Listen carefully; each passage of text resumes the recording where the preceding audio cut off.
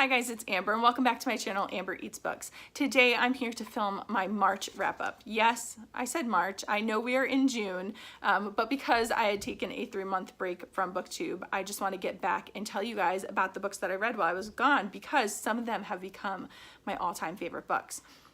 March was a very full reading month for me. I think I read 12 books, something like that, and it was just like one book after another after another. I think that was part of the reason why I was starting to feel a little bit of BookTube burnout, was because I was forcing myself to read probably more books than I maybe wanted to at the time. So you'll see in April and May that number was reduced by quite a bit.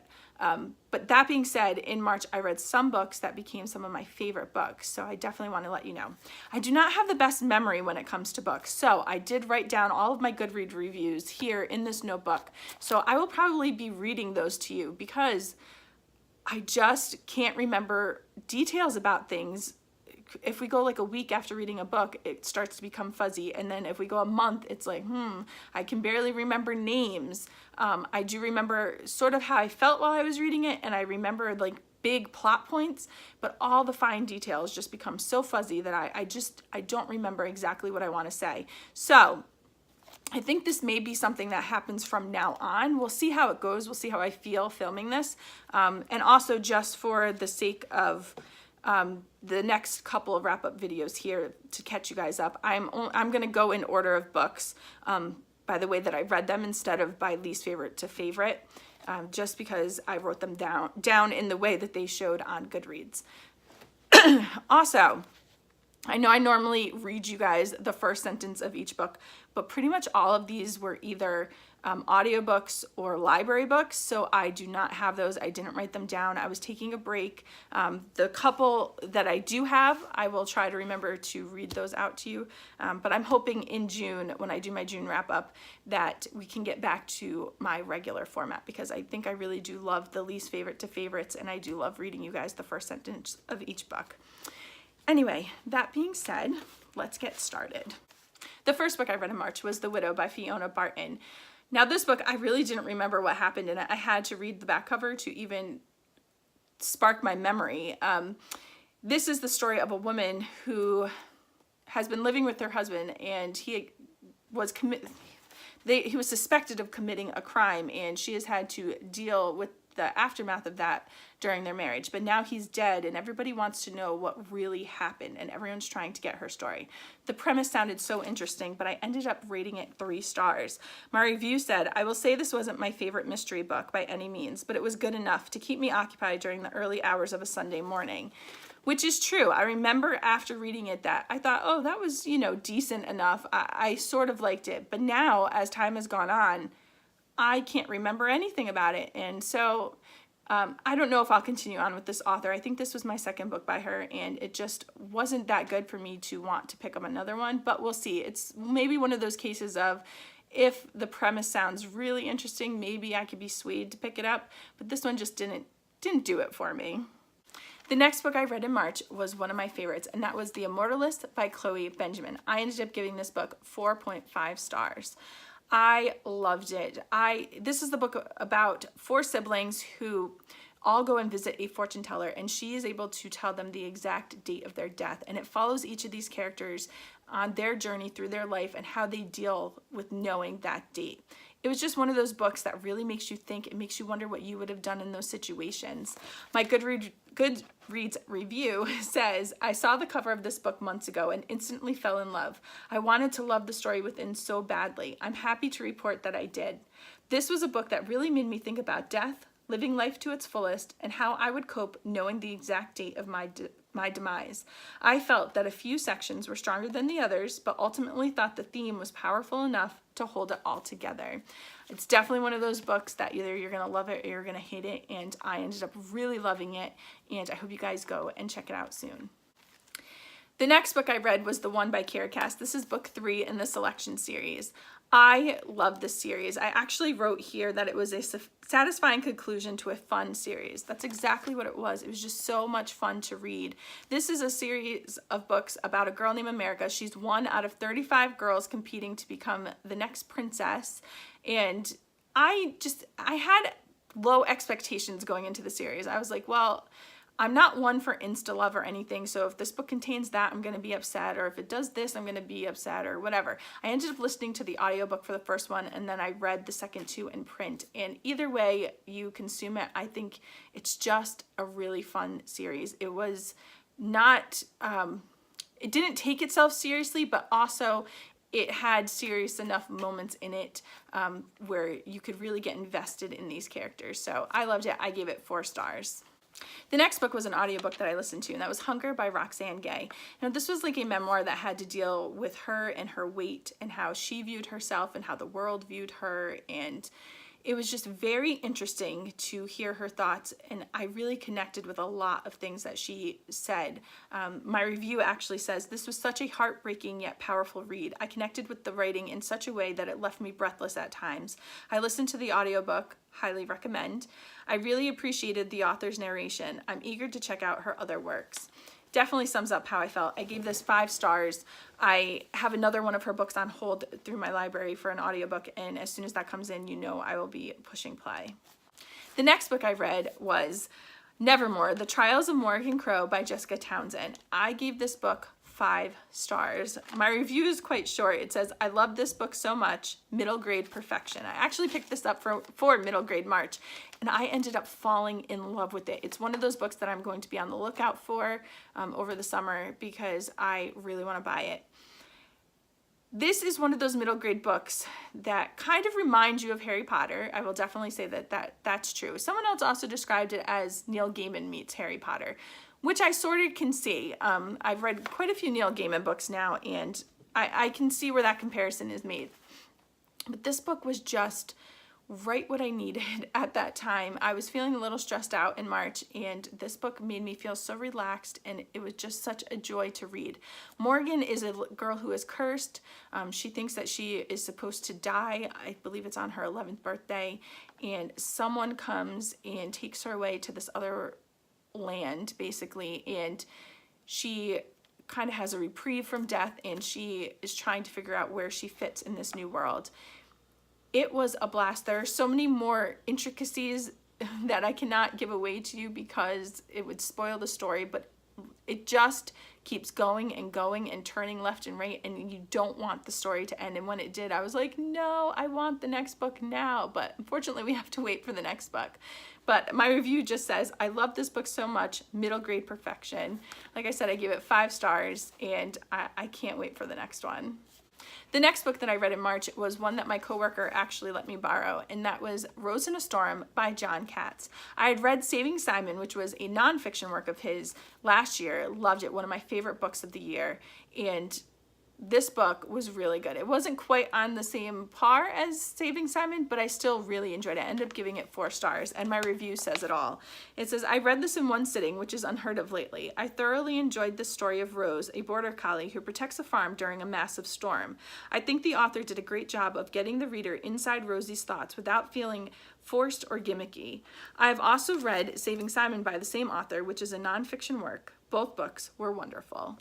Like I said, he puts you into the dog's perspective. The dog is telling the entire story, and it doesn't feel cheap or gimmicky or anything like that. You're really invested in the story, and I loved it, and I hope you guys check that one out. The next audiobook I listened to in March was Sleeping Giants by Sylvain Neuvel. This is book number 1 in the Themis Files series.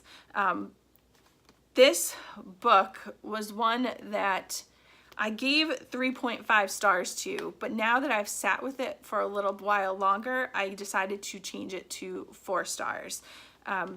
This has to do with a group of people, scientists, pilots, all these kind of people that find this weird thing under the ground and are now trying to figure out how to man it and what it is and where it came from. I I will say, when I listened to it, part of the reason why I gave it a lower rating was there was two narrators that really got on my nerves. I just didn't like them that much. But thinking back on it and thinking back on the entire story, I actually really enjoyed it. My review says, this was a fun audiobook. It had a full cast, which was perfect for the format of this book. I will say there were two narrators that didn't work for me, so that brought my enjoyment of the book down just a bit. This is still easily one of the most unique books I've read this year. The premise was so thought-provoking. I kept imagining myself in these crazy situations and thinking, what would I have done? Looking forward to book 2. Now, I have book 2 out from the library right now, and because they didn't have it as an audiobook, I have to read the physical book. So we're going to see how that's going to compare to the actual listening of the audiobook, because this book is really all in dialogue. So I'll be interested to see what I think of book 2, but I really enjoyed book 1. The next book I read was also for March Mystery Madness, and that was What She Knew by Gilly Macmillan. This is another book where I barely remember the plot of the story. Like, I can't even tell you guys what this is about right now because I don't remember it, and I don't feel like reading the back cover right now. It's bad. I did read this book in its entirety, but already that information is just gone. I'll read you my review because I think it really states how I was feeling about this book. I gave this book 2 stars. The beginning was so full of promise, but as the book went along, it didn't fulfill my expectations. I thought the story was drawn out. The slow pace made it hard to pick it back up once I put it down. I also felt that the formatting kept me at an emotional distance from the characters, especially at the end. The plot twist didn't shock me as much as they annoyed me. I found myself rolling my eyes each time something else was revealed. I have now read 2 books by this author and was disappointed by both of them. I think it's time to call it quits. Just not for me. That's exactly how I felt, and I'm glad I wrote the review because, like I said, right now, I can't even tell you what this book was about. So I think I'm done with Gilly Macmillan, sadly.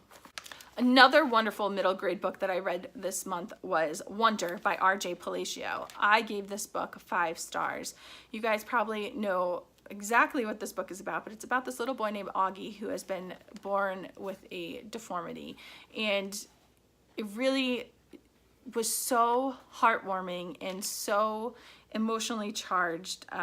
I just loved it from beginning to end. My review actually was, this was such a precious book, a must read for everyone young and old. My youngest daughter read it this year in school, and it was fun to be able to talk to her about it after I finished it because she actually read it before me, which is rare these days, but I'm guessing will become less rare the older she gets. But it was just wonderful to be able to have that experience with her. We have yet to see the movie, but we're really excited to watch that together this summer.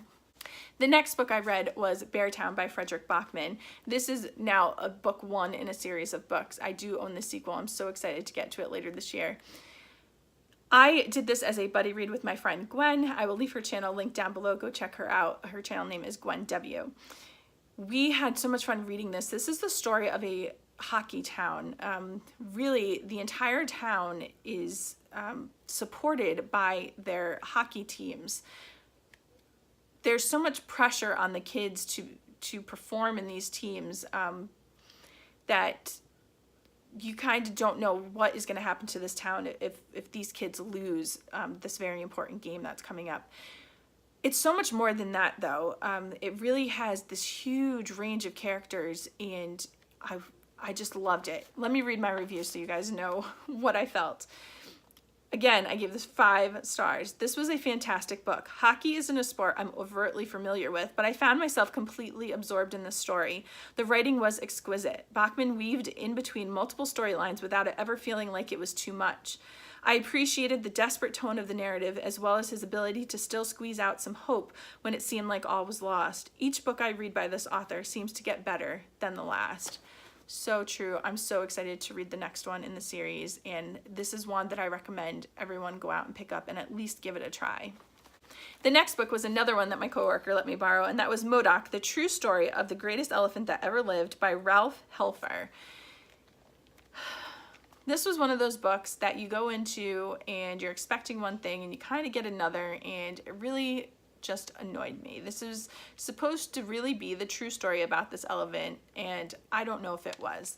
I rated it 2 stars, and let me read you my review so we can both be on the same page here. No, just no. There was so much wrong with this book. First of all, the writing style wasn't the best. It felt like the author was trying too hard to evoke emotional responses from the reader. Also, it states that it's a true story, but after reading this book, I couldn't find anything to corroborate those claims. It made me feel duped. I would not recommend this book, especially if you are an animal lover. It had some tough scenes to swallow, especially when it came to the treatment of elephants. It was just one of those books where I wanted to have an emotional attachment to the main character, which is basically the elephant. Like I said previously in this video, I read Saving Simon last year, which was based all about this animal who had been rescued and all of that, and I loved that book. It was done in just the right way. This book was just horrible in the way that it decided to promote animal abuse, saying that the animals actually enjoyed it in a way. I just remember that line. It was like, the animal doesn't know any better, the animal likes it. And I was like, what? As soon as I read that, my whole opinion of the story just went downhill. But it was like one of those books that like you keep reading to kind of like find out if it's ever going to turn back around or if it's just going to be a train wreck, and you can't help but to read it. And it just happened to be one of those books that was sort of like a train wreck. And once after I finished and I found out that there's no way to actually prove that this is a true story, I just was like, whatever. I just cannot. Like, this book made me so angry. Anyway, I do not recommend you guys check this one out. The last book that I read this month was actually another audiobook that I listened to, and that was My Lady Jane by Cynthia Hand, Brody Ashton, and Jody Meadows. This is book 1 in the Lady Janie series, and it was narrated by Katherine Kellgren. She did an amazing job narrating the story. I gave it 5 stars. This is the story of Lady Jane Grey, but it takes history and twists it all around, and what you get is just so much fun. My review says, the audiobook was perfection. I would dare say it is the best way to consume this silly and highly entertaining story. I love how it played on historical events, but then went completely off the rails. I also love the formatting. Following each of the characters was so much fun. Highly recommend. I have to say this has been my favorite audiobook to listen to date. I loved this. I need to get my hands on a copy, a physical copy, because I'd love to reread it. I also would love to listen to the audiobook again at some point, so I may actually purchase that, which I've never bought an audiobook before, but this is one that I definitely want to own. I loved it so much, and I hope you guys go and check it out, especially if you think you would just love a fun, silly story. So those were all the books that I read in the month of March. What did you guys read? What have you been reading since it's been so long since I've been on here? Did you read any of these books? What did you think? Did you love them? Did you hate them? Did you just feel about them like I did about some of these? Anyway, I hope you guys have had a great month, and happy reading.